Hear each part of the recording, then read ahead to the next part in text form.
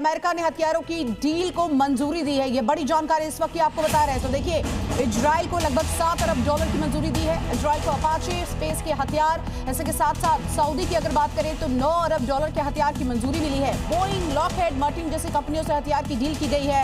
Boeing, Lockheed Martin से इस हथियार डील के बाद अब देखना होगा कैसे इनकी ताकत बढ़ती है। हालांकि जिस तरह से चाहे मिडिल ईस्ट हो या फिर इजराइल हो, हालात अब और बद से बदतर होते जा रहे हैं। इन सब के बीच ये बड़ी खबर, स्वर्ण सिंह जी लगातार हमारे साथ जुड़े हुए हैं। स्वर्ण सिंह जी, एक तरफ यूएस आप देखिए पीस की बात करता है, डोनाल्ड ट्रंप कहते हैं कि मुझे शांति पुरस्कार मिलना चाहिए। उन सब के बीच हथियारों की डील, चाहे मिडिल ईस्ट हो चाहे इजराइल हो, हर जगह इसको कैसे देखा जाए? नहीं, वो तो शुरू से ही आप देखें, अमेरिका दुनिया के कुल जो रक्षा उपकरणों की निर्यात है उसमें करीब करीब 40% से ऊपर निर्यात अमेरिका का होता है। और ये मिडिल ईस्ट के देश अक्सर लगातार हथियार खरीदते हैं, चाहे उनको ज़रूरत हो या ना हो।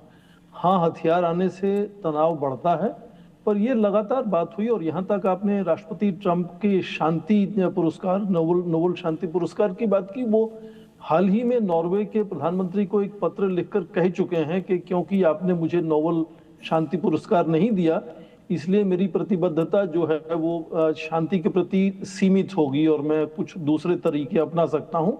तो ये लगातार उनकी बात इस तरह से रुझान बना रहता है। कभी कभी सुनते हैं सऊदी अरेबिया $300 अरब तक की इस तरह से प्रतिबद्धता करता है हथियार खरीदने की। हथियार अमेरिका और देखिए, अभी हम बात ही कर रहे थे, इसी बीच एक और बड़ी, भारत में अरब देश के विदेश मंत्री है, तो वहीं अमेरिका ईरान तनाव में यहाँ पर लगातार इन दोनों के बीच जारी है।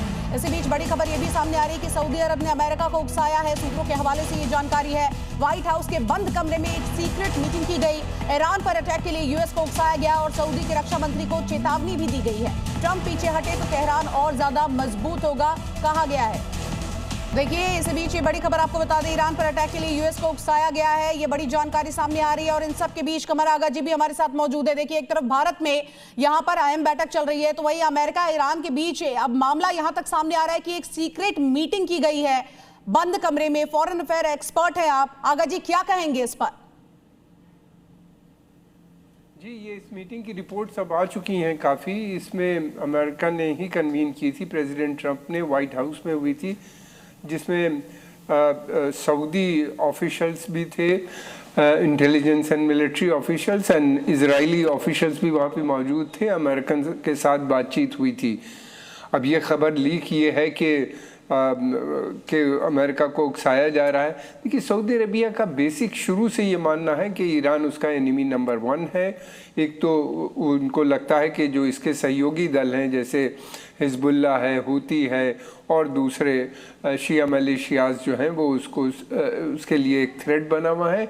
दूसरी तरफ वो ये भी मानता है कि उसके धर्म, यानी जो इस्लामिक आइडियोलॉजी ईरान प्रमोट करता है, वो भी उसको एक ख़तरा मानता है। सऊदी अरेबिया तो बहुत समय से चाहता था कि युद्ध हो, लेकिन पिछले कुछ समय से ये जो खबरें आ रही थी वहाँ से ये था कि अगर ये युद्ध होगा तो रीजन में फैल जाएगा।